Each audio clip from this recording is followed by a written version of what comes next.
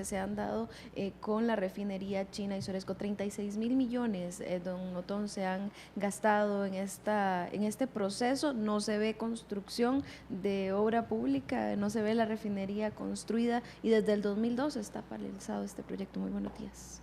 36 millones de dólares se han gastado. 36 millones de dólares más 14 más que le entregó el Recope a la empresa Soresco, que no se han gastado aún. 36 millones de dólares que han salido de lo que pagamos por los combustibles. Y el proyecto no está caminando, excepto sigue gastando plata, porque sigue un staff ahí, un edificio, alquiler. Asesorías. Ustedes han visto el desglose de las cifras, se han gastado 80 millones en almuerzos, viajes, alquileres carísimos. Es una botadera de dinero desde junio del 2013, desde mayo del 2013, se sabe que el proyecto está muerto y se han gastado, después de eso, después de esa fecha, se han gastado 14 millones de dólares. Se ha gastado un dineral de Recope pagando abogados para demandar a la Contraloría, cuando la Contraloría tardíamente, debió haber parado antes esto, tomó la decisión de que no se podían usar los estudios. Y no hay nadie, ni siquiera, o sea, no hay nadie en la cárcel, hay gente que sigue caminando por las calles de este país que son responsables de pésimas decisiones como mínimo, sino de corrupción directa. De personas que porque se las llevaron a pasear a China, a ver la muralla china y a ver refinerías, varias veces se hicieron amigas del proyecto, sin analizar los intereses nacionales. Es muy doloroso. Desde junio, desde abril del 2012, 15 diputados de casi todas las fracciones enviaron una carta muy seria a la Contraloría denunciando los serios errores que habían, porque la Contraloría aprobó en alrededor de un mes el acuerdo del Consejo de Gobierno, en el cual aceptaba los estudios. Eso fue en el 2011, y con ese acuerdo la Contraloría autorizó el giro de 24 millones de dólares. Un tiempo récord, ¿no, Otón? Un tiempo récord, un mes. Yo tengo dudas de si la Contraloría no falló garrafalmente. Hay responsabilidad de la Contraloría. Hay responsabilidad de la Contraloría. Demasiada rapidez para un proyecto de esta magnitud, con las lentitudes que a veces observamos, y a veces la política se ha metido en la Contraloría. Y se aprueba el acuerdo sin revisar un asunto elemental del acuerdo de empresa conjunta que la misma Contraloría había aprobado, que prohibía que los estudios los hicieran subsidiarias de las dos empresas, de la CNPC China y de Recope de Costa Rica. Eso era elemental de ver, era muy fácil. Nada se chequeó, rápidamente se autoriza el giro de fondos.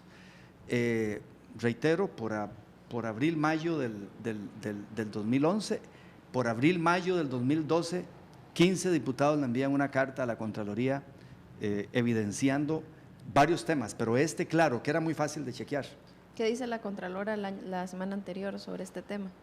No, dice que legalmente no tenían que revisar si la aprobación del Consejo de Gobierno de los estudios cumplía con los términos de la empresa conjunta. A mí me parece que es lo elemental que la Contraloría debe revisar, la legalidad de los actos, no la conveniencia, la legalidad de los actos. La conveniencia es de la clase política.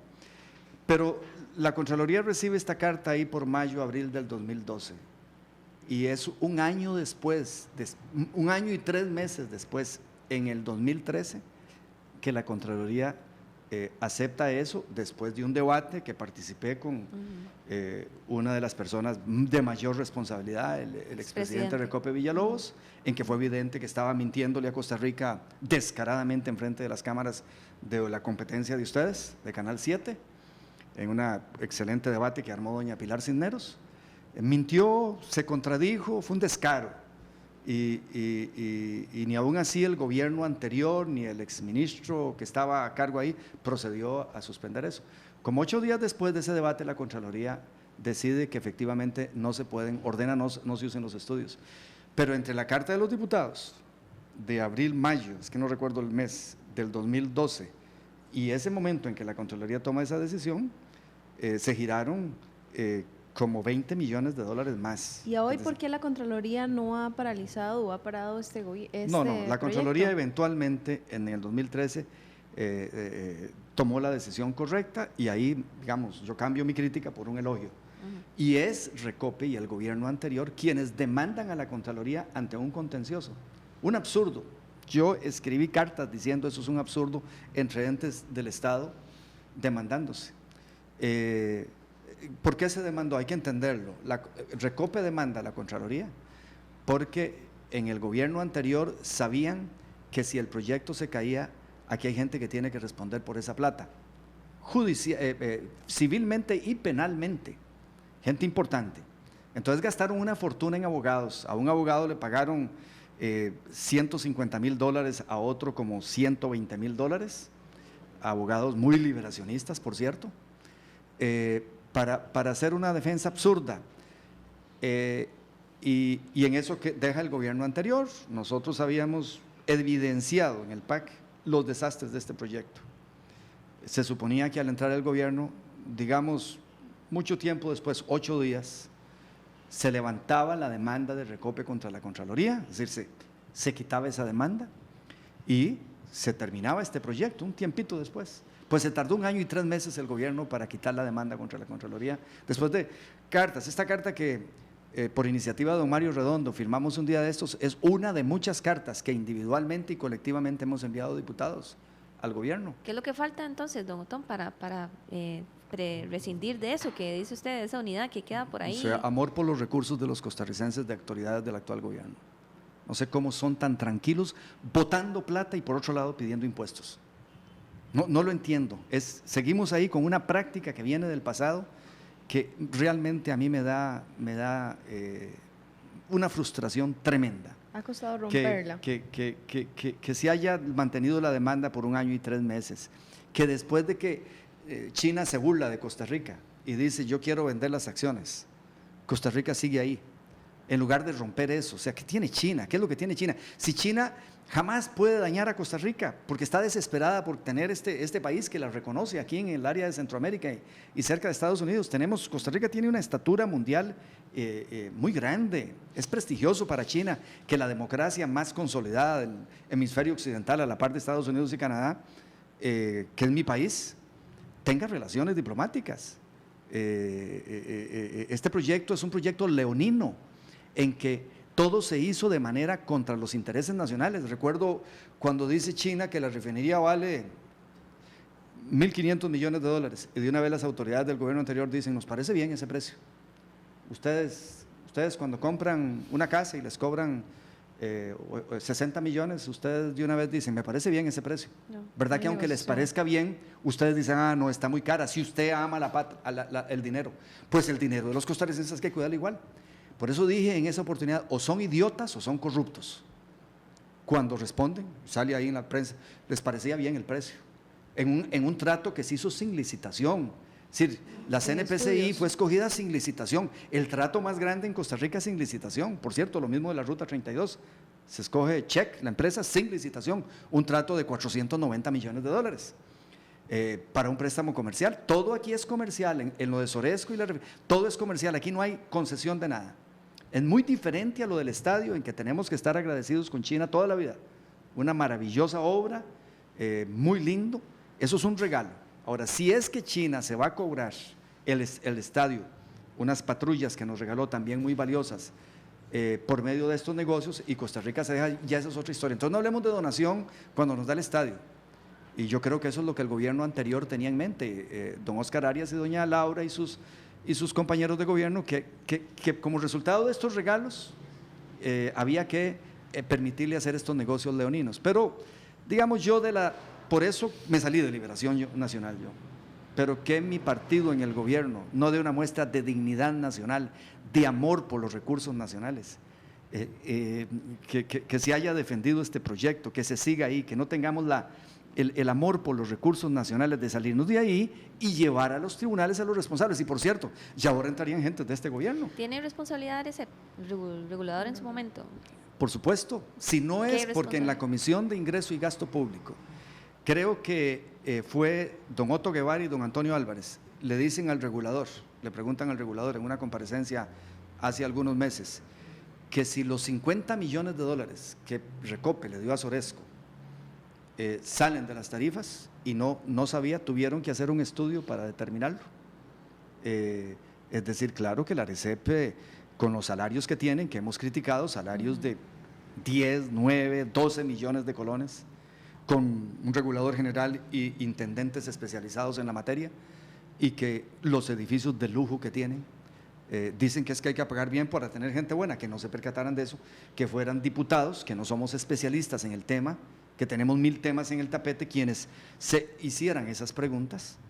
Revela también desidia, es decir, aquí la institucionalidad completa, toda nombrada por Liberación Nacional, creo que falló, y las llamadas telefónicas y las presiones, y tenemos que salir hacia adelante. Pero digo, yo de eso no me sorprendo, por eso me salí de ese partido.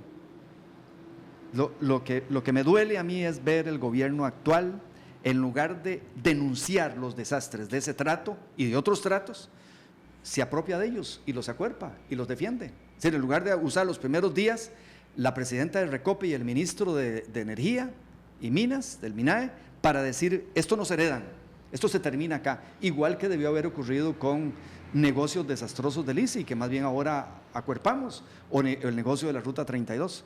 Entonces a mí me parece que esas eran las expresiones del cambio, y todavía hay tiempo para que don Luis Guillermo se percate de lo que el país espera de nosotros, del Partido Acción Ciudadana. Don Otón, me surge la duda de si Costa Rica podría exponerse a un arbitraje internacional con este tema. ¿Qué consecuencias hay? En cartas, buenísima pregunta, licenciada. En cartas que le he hecho al gobierno, les he detallado por qué no se ha llegado al punto en que China puede hacer un arbitraje. No se ha llegado al punto en que se firme un documento legal que obligaría al arbitraje. Por eso es que tampoco podemos nosotros llevar a un arbitraje a China, que ya anunció que se quiere salir del negocio y vender las acciones, ¿verdad? Se nos ha demostrado claramente. Por lo demás, hay cláusulas del contrato de empresa conjunta, el acuerdo de empresa conjunta y un adendum, en que establece que si los estudios no son aprobados, el proyecto muere. O sea, nosotros todavía no hemos llegado a la etapa en que nos pueden demandar. Eso se lo he dicho yo sin ser abogado y con mi asesor ahí, gente estudiosa que tengo, sin todo el staff que tiene un ministro, un gobierno, una Recope, todo el departamento legal, etcétera. Hemos encontrado las cláusulas que nos hacen ver que no hay ninguna posibilidad de arbitraje. Entonces, yo no sé qué es el tema, pero es un temor a tomar decisiones, a tomar riesgos, a riesgos informados, no el riesgo a la loca, el riesgo informado, en que usted tiene datos y habla, y China lo que va a hacer es respetarnos más, y la comunidad internacional. Y hay un silencio acá, los sindicatos de Recope, ¿verdad? Tranquilos, si este trato hubiese sido con Estados Unidos, estuviesen en la calle todos los días, ¿verdad? No solo los sindicatos de Recope, otros sindicatos de Costa Rica. ¿Se puede recuperar esos dineros? Se pueden recuperar si Costa Rica lleva, no de China, no de China. China se aprovechó de idiotas o de corruptos.